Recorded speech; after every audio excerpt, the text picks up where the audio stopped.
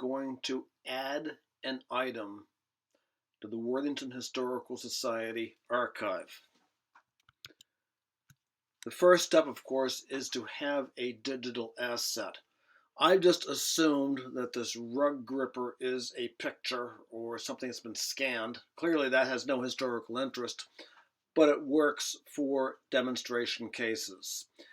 And I acquired this using a scanner, and our standard is when scanning color photographs and colored assets to scan at 300 dots per inch, saving in the tagged image file format, otherwise known as TIFF. If we're doing black and white assets, save them as 600 dots per inch TIF format. Scanning the item is beyond the scope of this video, so I will assume you have set up your scanner and you have scanned the asset of interest.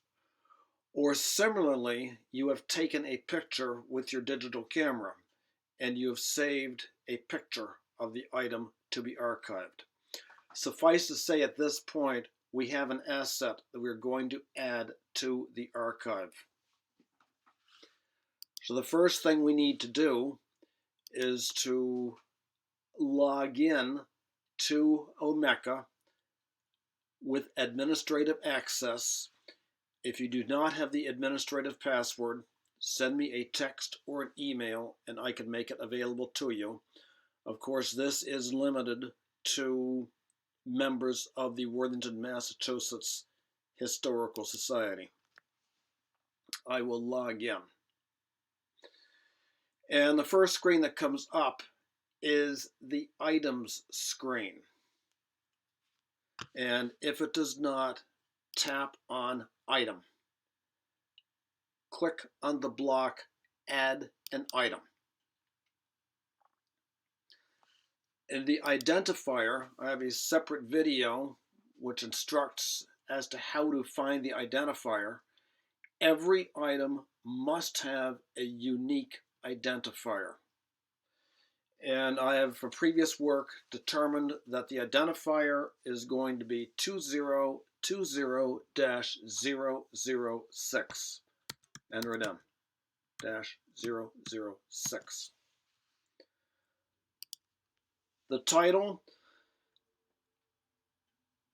for guidance, I would suggest using what's called the Dublin Core Metadata Initiative, DCMI, which gives a breakdown of all the Dublin Core elements.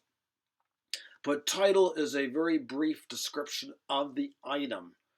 In this case, I'm going to title this Demonstration Picture. That's really what it is. And there's quite a few guidances on this.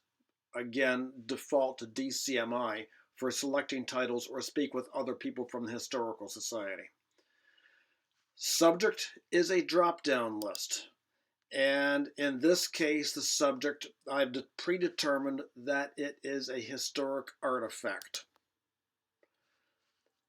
Now here is the free form where I can give a description of what the thing is.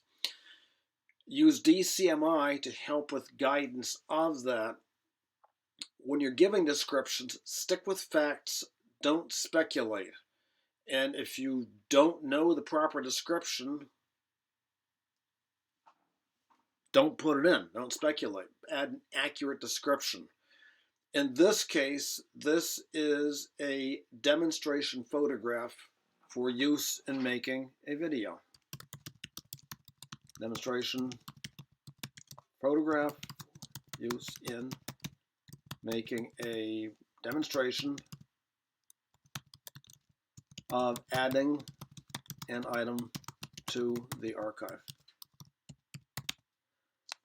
And I misspelled archive.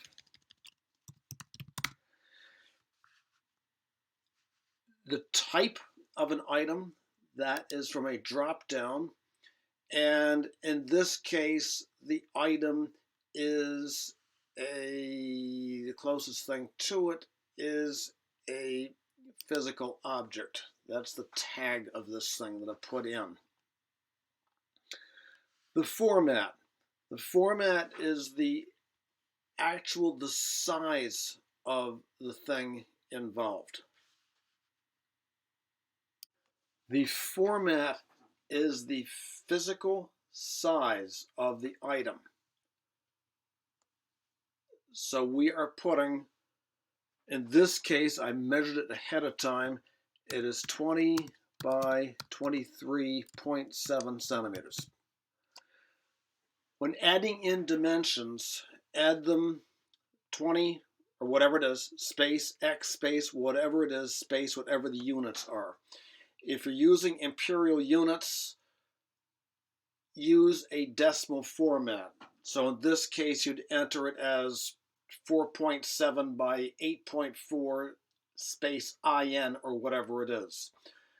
Do not use fractions. So it's not 1 1/4 inch or whatever it is. Use decimal units and space them out as shown. Imperial units are acceptable in this field. Standard units are preferred. The creator. Who is responsible? That is not the person who actually archived it. And in this case, the entity for making it was the Home Depot. So the creator is Home Depot, where I bought this thing. The date. This is not today's date. It is the date that is associated with the resource. So if it was a picture taken in 1855, the date is 1855. And in this case, the date is November 2020. Use ISO format for dates. So that'll be 2020-11-15, signifying the middle of November. In the case of dates or any of these things, do not use double quotes at any time. That's especially important if you're using imperial units for size. Don't use double quotes as an inch symbol. Spell it out. Double quotes really ball up the system. So dates, again, that's the ISO format, 2020-11-15. Publisher, well, there's really no publisher, so I'm going to leave that blank. That field is not germane. Some items have publishers, others don't. But as you can see, thus far, just about every item going, all of them will have an identifier, all of them will have a title, all of them will have some subject, they will all have a description, they'll all have a type, almost all of them will have format, and again, if it's a digital photograph, use the pixel size.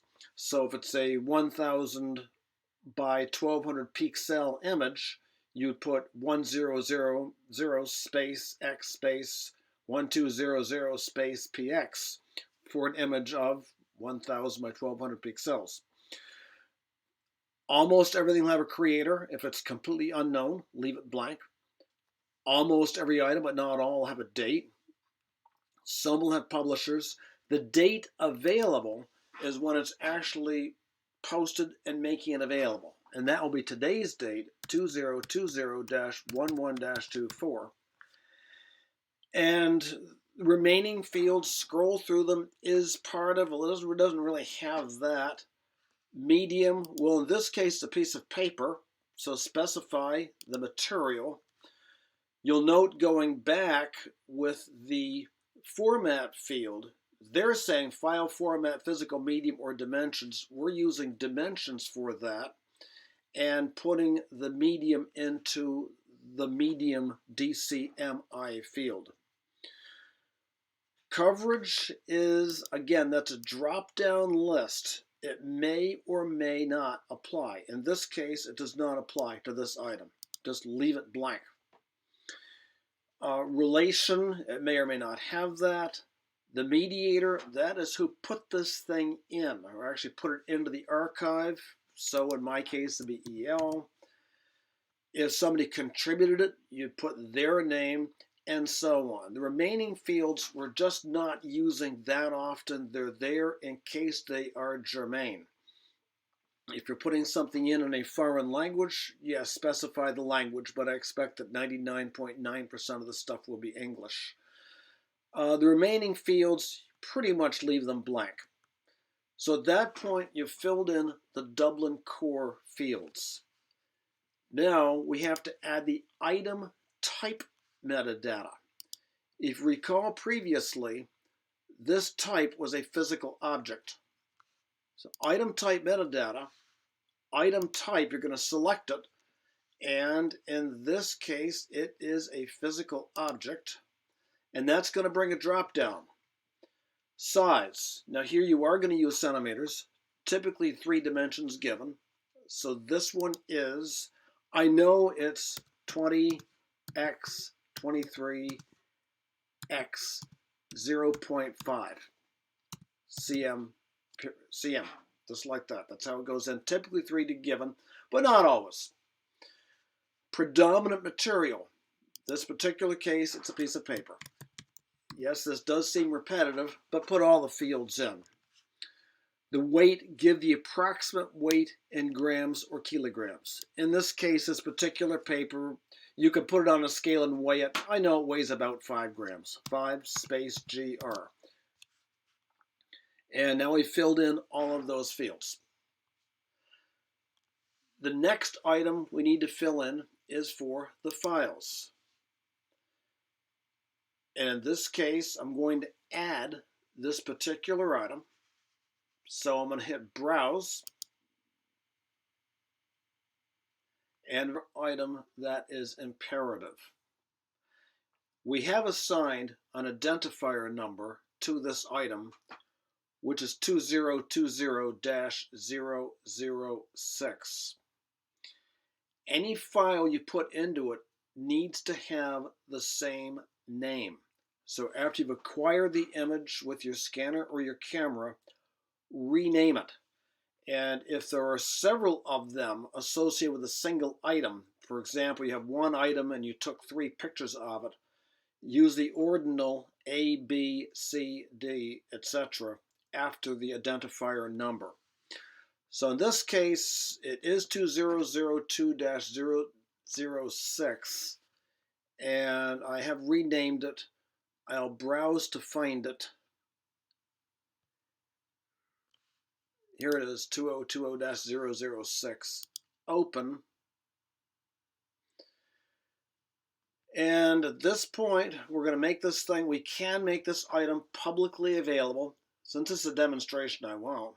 Well, might as well. There it is, publicly available. And at this point, we're ready to go.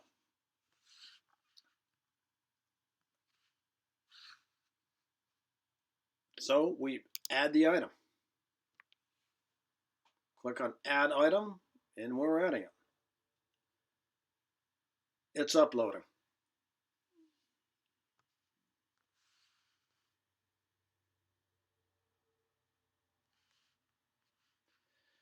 And when the items come in, you can see we now have a complete entry in the archive for the item. And at this point, we have the ability to edit the item, 2020-006. I can edit it and change the fields for whatever I want them to say, correct them, or whatever. And once I'm satisfied with the changes, save changes, and then we can go on and add another item. If you finish an editing session, you can see there is no add item option in this screen. So click items over here, and that will bring you back to the main item screen that does offer the option to add an item.